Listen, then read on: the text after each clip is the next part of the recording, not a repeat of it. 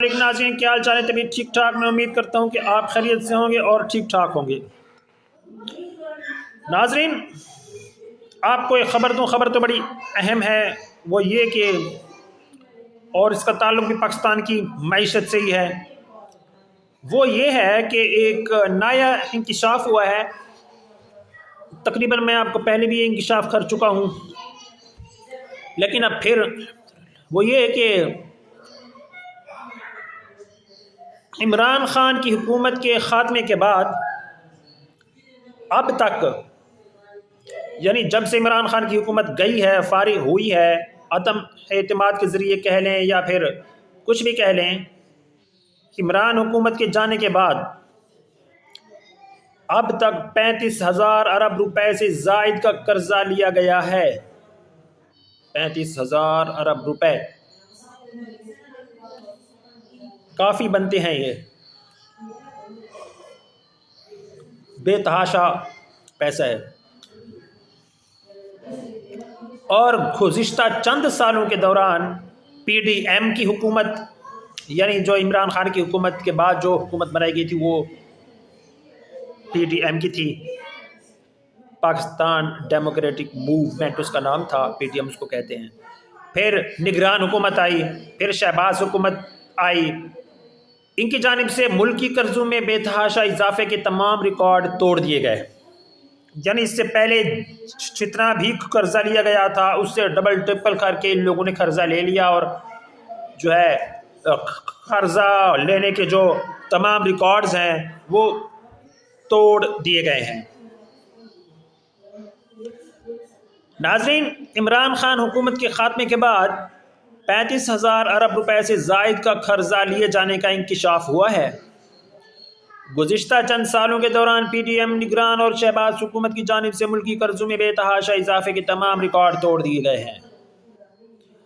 تفصیلات کے مطابق مشیر خزانہ خیبر پختونخوا مزمل اسلم نے انکشاف کیا ہے کہ پچھلے 4 سالوں میں 35,000 ارب روپے کا قرض لیا گیا، صرف 4 سالوں میں۔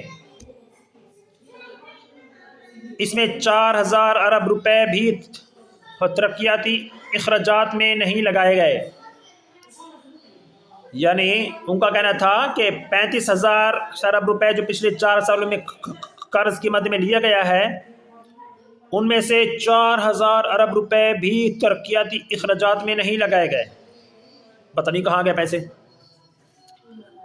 حکومت کے 8,207 یعنی 8,207 ارب روپے سود کی ادائیگی میں جا رہے ہیں۔ پاکستان میں شرح سود 22% سے 11% پر آ گیا ہے، لیکن پھر بھی حکومت کے فنڈز ناقص پالیسیوں کی وجہ سے سود کی ادائیگیوں میں جا رہے ہیں۔ سود کی ادائیگی کے لیے قرض لے رہے ہیں، کیا اس سے معیشت بہتر ہو جائے گی؟ انہوں نے سوال کیا ہے۔ پاکستان کا کل قرض یعنی ٹوٹل مجموعی ڈیٹ قرضہ 78,000 ارب روپیز ہے، یعنی 78,000 ارب روپے ہیں۔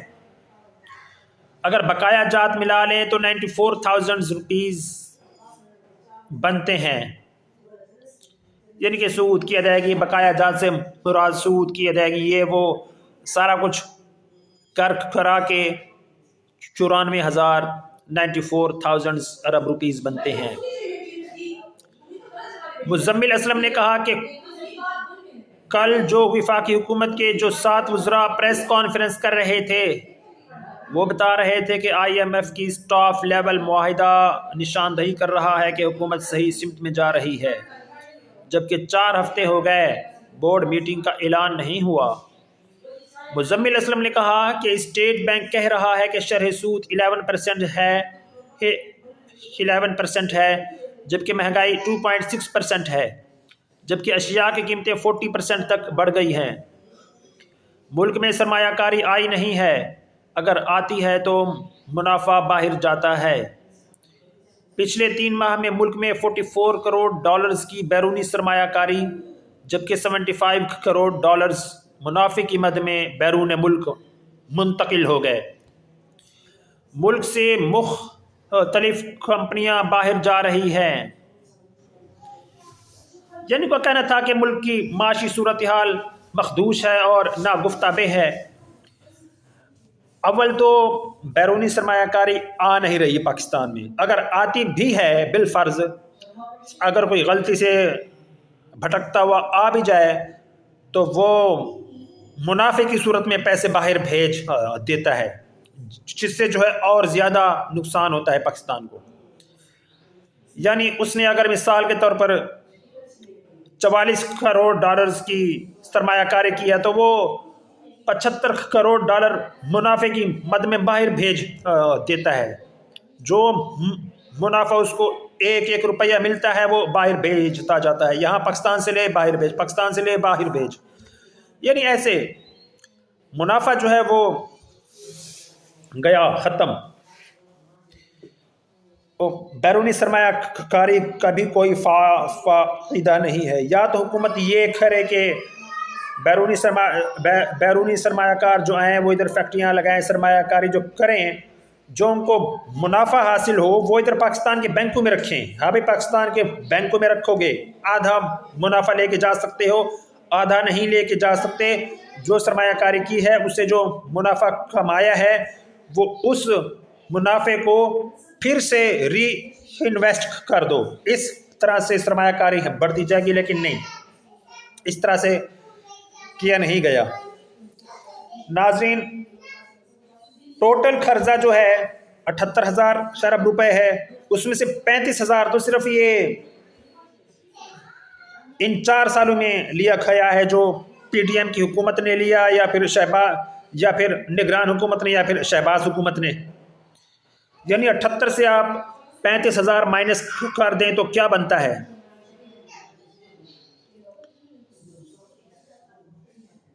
یعنی دیکھیں، یعنی آدھا قرضہ تو انہی 4 سالوں میں لیا گیا ہے، پورے 78 سالوں میں آپ لگا لیں، یعنی 74 سالوں میں 74 ایئرز میں جو قرضہ لیا گیا تھا اس کا ڈبل قرضہ، تو اتنا ہی قرضہ پچھلے 4 سالوں میں لیا گیا ہے۔ دیکھیں معاشی صورتحال تو روز بروز گمبھیر ہوتی جا رہی ہے۔ میں آپ کو ایک اور خبر بھی دوں کہ اس بندے نے حبیب بینک خریدا تھا، اس نے جب حبیب بینک خریدا تھا اس وقت جو اس کے پاس ڈالرز میں اماؤنٹ تھی، آج وہ نیگیٹو میں جا چکا ہے، وہ اب حبیب بینک نہیں لے سکتا۔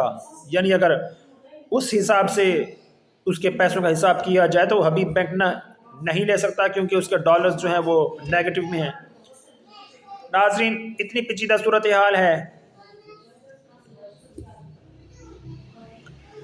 معاشی، پاکستان کی معاشی صورتحال اتنی پیچیدہ ہے۔ ناظرین، یہ میں نے آپ کو معاشی صورتحال کا بتایا۔